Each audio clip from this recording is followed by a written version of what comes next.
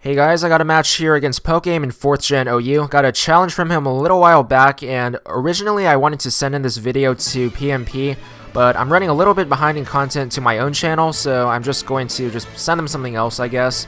Gonna lead off with Starmie against his Tyranitar. Starmie's got a lot of good lead matchups, but this isn't one of them, so I'm gonna switch out in fear of a crunch. He actually predicts the switch and goes for a pursuit. It's pretty risky on his part because a lot of times I just stay in and Hydro Pump because I play Starmie pretty offensively, but his prediction definitely pays off in this case. Gonna go to Jirachi and threaten him with an Iron Head, so that might cause him to switch. Unfortunately, the pursuit from earlier does set off Acid Rain, so that's gonna be a little bit annoying, but doesn't play too large of a role in this match. He actually makes another pretty risky play by staying in with Tyranitar, even though I could have threatened him with an Iron Head. So I'm going to go to Heatran, and it's going to scare him out with the threat of a possible Will-O-Wisp, and he's going to go to his own Heatran to potentially absorb it, but I am going to set up Stealth Rock on the switch, and I'm not really sure which Heatran set this is going to be. Maybe Shuka, since that's the most common, and I am running a Shuka Berry of my own, so I'm just going to go for that now because I will be able to survive his own Earth Power and do a pretty good amount of damage back because I am running a lot of special attack and a modest nature.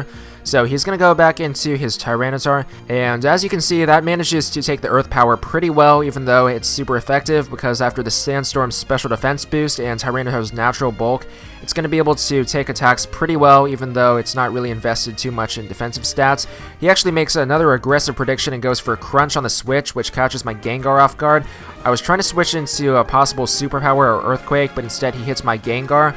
And obviously I'm getting pretty outpredicted at the moment, but I've learned enough about his playstyle to adjust, so I'm just going to change up my play a little bit, also go a bit more aggressive myself.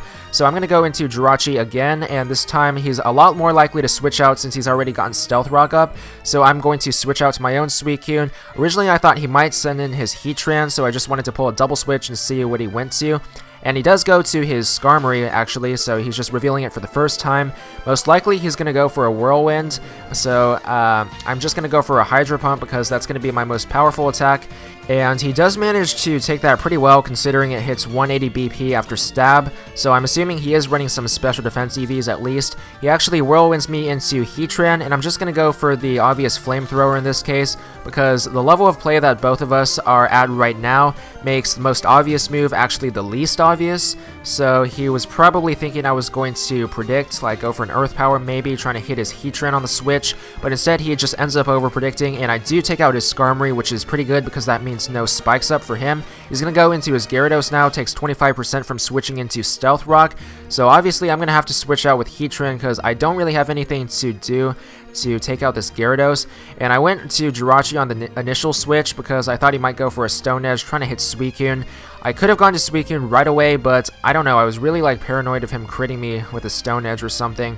Then again, switching to Scarf Jirachi probably could have scared him out with the threat of a possible Thunder Punch. So anyway, he does roar me out, so he reveals that it's a more defensive set. I go out into Suicune, which is pretty lucky for me because I have HP Electric on this offensive set, but I'm actually going to pull an aggressive prediction of my own and go for Ice Beam. So that is going to manage to hit his Celebi, his Grass type switch in.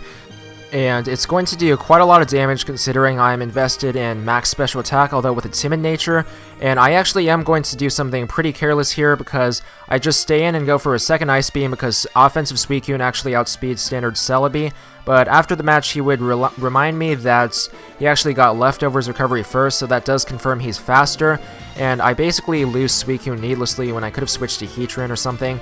But anyway, now that I've lost Suicune, I'm actually not going to go to Heatran. I'm going to send in my Shaman, because my reasoning here is that just in case he's packing Thunder Wave on that set, which is a pretty common move on Celebi, I will probably want Heatran not to get paralyzed, so I'm just going to send in Shaman because he does have Natural Cure. He actually goes for a Psychic though, so this is a pretty offensive set since he wouldn't be running that otherwise, and I am going to finish him off with Hidden Power Fire. Should be enough to KO him because I am running a pretty offensive Shaman, lots of special attack investment as well, just like Suicune. So that is going to manage to take out his Celebi, and next turn he's actually going to send out his Gengar. It's going to be pretty problematic for this team because I don't really have the best ways of dealing with Gengar because pretty much the only thing I have to do is send in Scarf Jirachi and hope that he can check it reliably. But in this case, I probably am going to be able to do it because Jirachi is still at pretty good health, so I'm going to switch into the Shadow Ball, and I will be able to survive that because Jirachi is fairly bulky even without any HP investment. So he does take the Life Orb recoil, which confirms that he is running a Life Orb set and not like a Choice Scarf set, which actually would have been a little bit annoying. I've had to deal with that in the past. So he's going to switch out to his Heatran as I double switch to my own Heatran. Instead of going for Earth Power though, I'm actually just going to go for Flamethrower to hit the Gyarados on the switch. And the reason I did this is he seems to not have Shuka Berry. I'm assuming that his is Scarfed, so I'm just going to expect him to switch out because he might not be attacking me when I've most likely got the Shuka Berry, and that isn't going to do too much damage to Gyarados, but I still definitely wanted to hit him for a little bit instead of just going for Earth Power, which would have done nothing. So I'm actually going to switch out in this point and go to Shaman.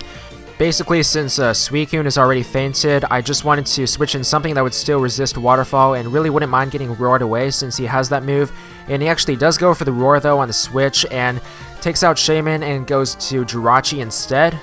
I'm definitely going to want to switch out Jirachi at this point though, because based on the Pokemon that he still has, Jirachi is going to be extremely important for checking both Gengar and Scarf Tyranitar. So I am going to switch back out into Shaman in case he decides to go for the Waterfall. He actually switches out too and goes to his Heatran, and since Shaman's at really low health right now, I'm really not going to want to switch out and predict him because that could have been really bad if he manages to like pull a prediction, go for Earth Power or something trying to hit my Heatran.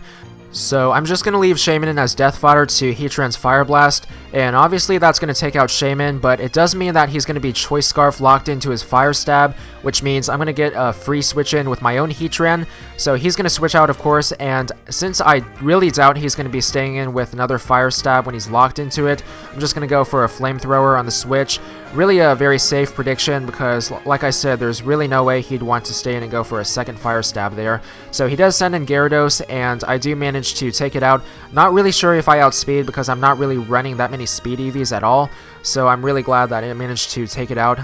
He's going to send in his own Heatran now and go for the Earth Power, and normally even with the Shuka Berry, this should KO the standard Heatran set, but I'm actually running a custom set that's quite a bit bulkier with max HP, and that modest nature to help accommodate for the lack of special attack EVs, so I do manage to survive that because that extra bulk investment really saves me here, and since he does have Scarf, he doesn't have a Shuka Berry of course, so my own Earth Power is going to manage to take out his Heatran. And since he only has Tyranitar and Gengar left, I'm going to be able to check both of those pretty well with Jirachi. Just going to stay in here with Heatran because I don't want to let him get up a sub if he's running the sub split set. So I'm just going to go for that Flamethrower as he finishes me off with Shadow Ball. Really safe move because it definitely won't miss unlike Focus Blast. And it's still powerful enough to take out Heatran since it's at that low health anyway. So I only have Jirachi left, but that happens to be the perfect Pokemon to take out both of his remaining team members. So I'm going to go for that Scarf Iron Head. It's going to take out Gengar. And I also should be able to deal with Tyranitar pretty well as it switches in next turn. I really won't even need the Iron Head flinches to take both of these out. Anyway, this was a very good match. Definitely be sure to check out my opponent as well because he's one of the better battlers I've faced. So yeah, definitely be sure to check out the description below for his channel link.